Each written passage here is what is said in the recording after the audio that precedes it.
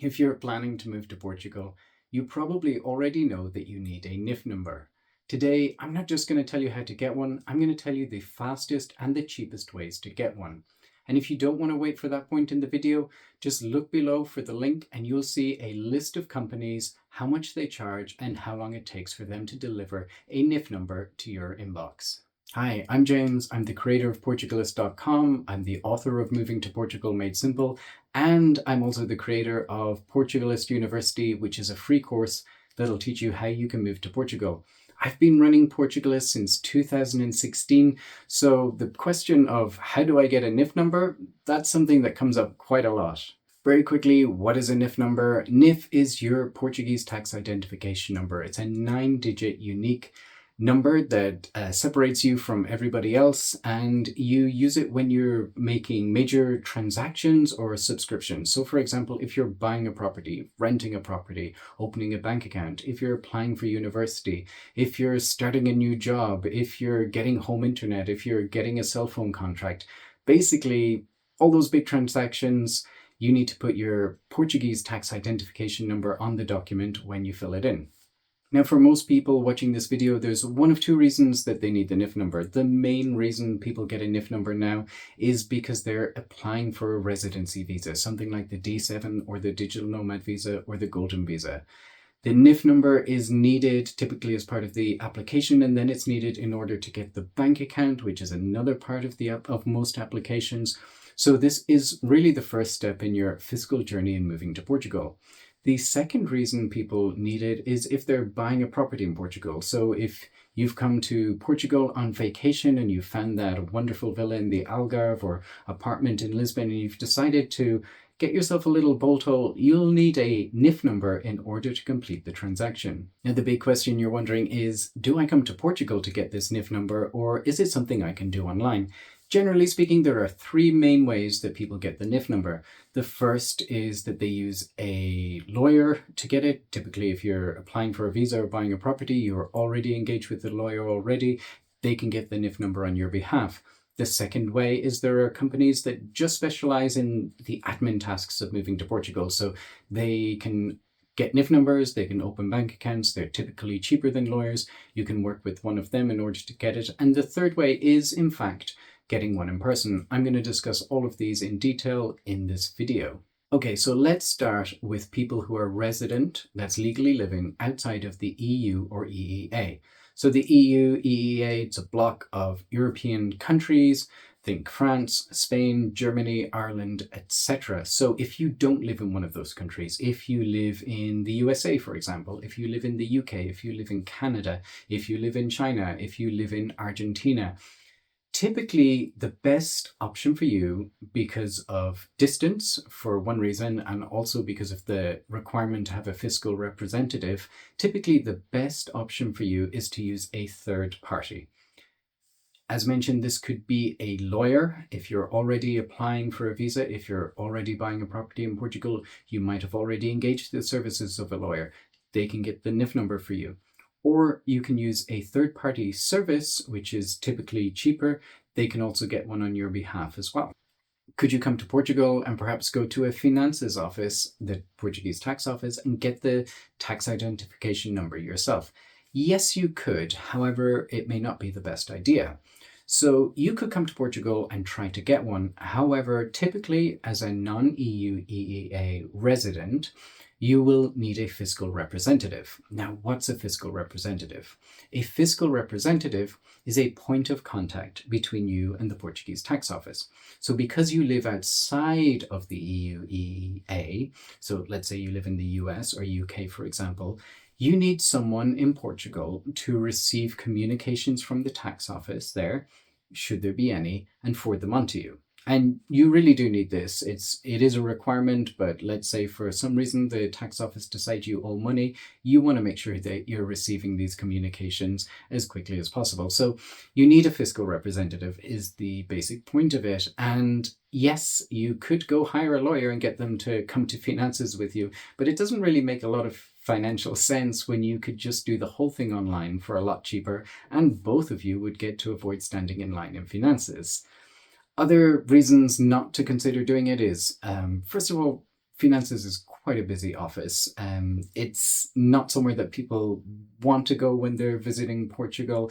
Some of them are so busy they require an appointment. Some are so busy that you could be in there for hours and you actually have to get up at the crack of dawn and stand in line in order to get a place in the queue because they only give out so many tickets or appointments per day. Now, I have seen examples of people who've gone into a finances office and got a NIF number and not needed a fiscal representative, even though they're resident outside the EU EEA.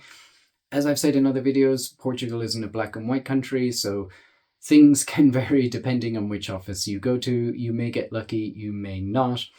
Personally, I would probably go with the online route, especially if I'm only on a scouting trip for a week or so. I don't want, potentially several hours spent wasted there when I could be exploring Portugal, or I could be looking for a rental or a place to buy, for example. That said, I would consider in one instance, which is if I already have a friend or family member who's resident in Portugal who's willing to be my fiscal representative, because the fiscal representative doesn't have to be a lawyer, it doesn't have to be a relocation company.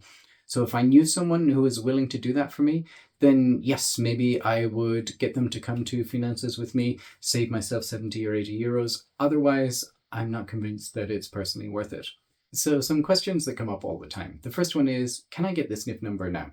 You may not be planning to move to Portugal for a year. You may not be planning to move for 20 years. You can get it now. The NIF number does not expire. Now, another question that people often ask is, can I get my NIF number without already having a Portuguese address? Yes. In fact, if you're applying for a visa like the D7 or the digital nomad visa, for example, you won't have a Portuguese address yet. You need to get the NIF number first in order to get the Portuguese address. So when you sign up, you put the address of where you're resident now.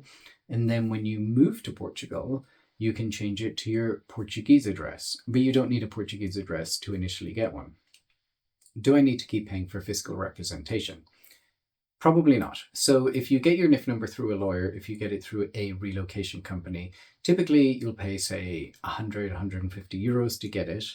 And that'll include 1 year of fiscal representation. So 1 year from now, they will charge you another 100 euros or 150 euros, whatever it is, for another year of fiscal representation. However, you probably don't need this. The people that do need it are people who are resident, that's legally living outside the EU EEA, and have fiscal ties to Portugal. So they have a house that they've bought in Portugal or a car that they've bought in Portugal and it's there, and they need to receive communications from the tax office about it, and that needs to be forwarded on to them. Most people moving to Portugal either haven't bought a property or a car already, or they're going to move to Portugal within the year, so they'll be able to cancel the fiscal representation and just receive tax notifications from the tax office themselves. So typically, no, you don't need this.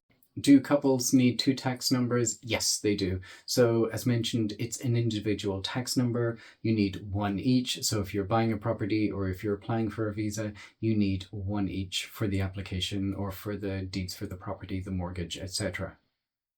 So how do you choose a company? Typically and understandably, most people just go for one of the cheaper options, weigh them up, whichever is affordable and comes in a reasonable time. That's probably the right one for you.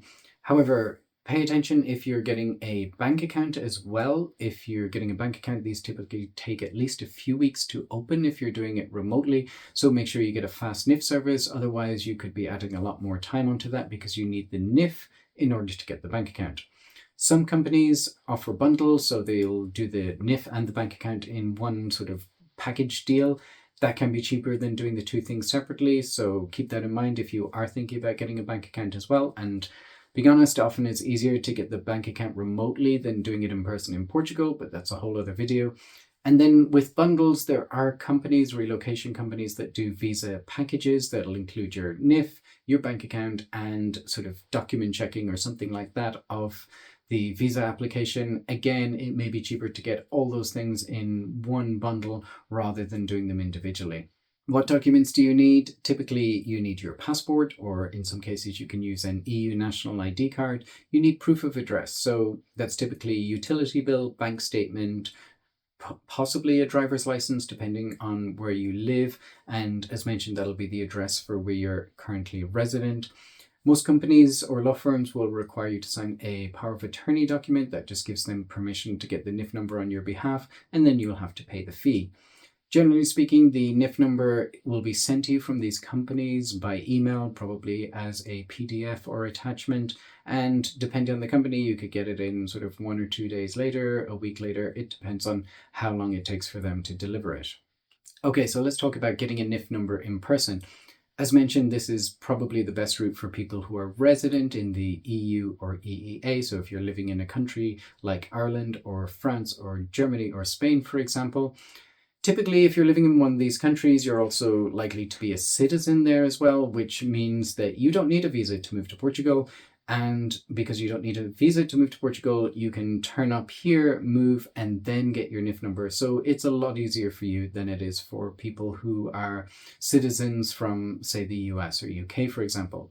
So if you want to get a NIF number in person, you should go to your nearest Finanças, Loja de Cidadão, or Espaço Cidadão. Easiest way to find one of these is to look them up on Google Maps. You'll need to bring your passport, proof of address, and if you're coming as someone who is resident outside the EU or EEA, you'll need to bring a fiscal representative as well. If you're going to somewhere like Porto or Lisbon, you'll need to get there very, very early. Generally, this isn't recommended. It's much better to go to a small town in Portugal. Otherwise, you could be in the Finanças office for several hours. When you get there, take a ticket, or it's called a senha. You'll then need to go to the counter when your number is called. People often ask, will they speak English? That really depends on the person. It's more common, say, in places like Lisbon and the Algarve for people to speak English, but that's not always a given. Now, this being Portugal, some people working behind the counters may ask for documents that you weren't expecting to be asked for and ones that I didn't mention. That just happens anytime you deal with a government department in Portugal. Most people have no problems. However, you may encounter this problem. What should you do in that case? You have a few choices. You can come back with the documents if you're able to get them, or you could go to a different Finanças office, or you could come back the next day and hope you get someone else. It's entirely up to you. Generally speaking, most people have no problems. Smiling, being polite, trying to speak a little Portuguese typically goes a long way. Now, the NIF number is free if you're an EU EEA resident. Those resident outside have to pay a small fee, but it's only something like €10. The NIF number is issued on the spot, so this is actually the fastest way to get one, although you could be standing in line for several hours if you're in a busy place like Lisbon or Porto, whereas uploading the documents online to an online service typically just takes you sort of like about 10 minutes. Now, a couple of things you should know about the NIF number. The first one is once you move to Portugal, you should change your address on there from the address where you're currently resident to your new Portuguese address. This signals to the tax office you're now living there and considered a tax resident there. And obviously, if you ever decide to leave Portugal, you should do the reverse. You should change it to your new address outside of Portugal. Also, people ask, do I need to use the NIF number all the time? No, there's no legal requirement to do it. It is required for certain things like buying a house or getting home internet, for example. However, you will be asked for it in places like the hairdressers or the supermarket. You don't need to give it out there. However, it can be a good idea to do it. First reason is you can get tax deductions from doing it. So every time you use your NIF, it's sort of counted against your spending in different categories. Food is one, haircuts is another. So you could get like a slightly cheaper tax bill, and you probably won't know what all the different categories are. So it's a good idea just to give it out all the time, as long as that you're happy to do that. People do give it out, speak it out in the supermarket in Portugal, so it's not like a social security number, for example, where you would keep that to yourself. If someone asks for it, you say it out loud. You say it in Portuguese, obviously, so it's a good idea to memorize it in Portuguese for the person on the counter. Another reason to keep using it is it shows you're living in Portugal, you're actively living there because you're spending money there. So in the event that the authorities ever want to question that you've been spending the required amount of time in Portugal, you could point to your NIF number and say, I've obviously been here. Look, I spent all this much money at the grocery store. I spent it at the hairdresser. I spent it at the mechanics. I spent it at the vet, etc. And it'll be a very good indicator that you've actually been living here. You also get entered into a weekly draw for every 10 euros you spend. It's a sort of a Portuguese lottery. The amount isn't life-changing. It's not like the Euro Millions or anything like that. But there is a potential to win some money, to win some prizes there, so why not? Finally, if you're using an online service, have a little think about what you're going to need. So as mentioned, it may be cheaper to get the NIF and bank account together. Some people think, oh, I'll get the NIF now and then I'll get the bank account in a few months, but you might save a little bit of money getting the two together. There's also sort of cheaper, no frills visa services that include a NIF and bank account. So if you're potentially going to go for one of those, it might be cheaper to get them all together. You can get an idea of all of that by looking at the link below. If you have any questions about NIFs, moving to Portugal, or anything else, you can get in touch at portugalist.com/chat. And if you haven't already done so, please like and subscribe to this video. Doing so will give you more amazing Portugalist content in your feed, so it's well worth doing. Bye for now.